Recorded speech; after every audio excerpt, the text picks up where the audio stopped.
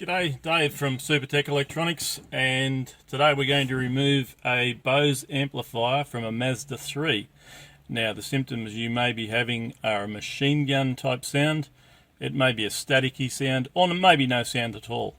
The only tool you'll need today is a 10mm socket. We're going to remove the amplifier from under the driver's seat in this car. Sometimes you'll find it's under the passenger seat. Okay, so the first thing we need to do is to move the seat all the way back. Absolutely no need to pull the seat out. Move it all the way back and then lift this flap of carpet. It's held down by two Velcros. And we're going to remove this bolt right here.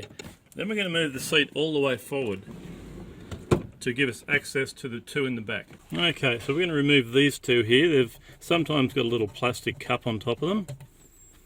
Just take that off.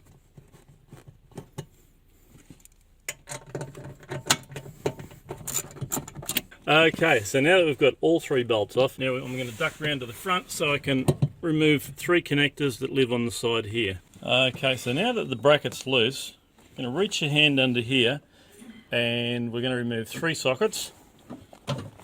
And they've all got a little key on them that you'll need to press so you can remove the socket. Okay, so these are the three plugs that you will need to remove when you're removing it from the car. Press the centre pin in and pull it out. Same with all of them. So we've removed the three plugs. This whole part will lift off and angle out, and that's where the three plugs are removed that you've had to remove. Now you can take the whole thing off, this metal part here, 4 nuts. Supertech only needs that to repair. This can go back in your car, ready for installation when it comes back.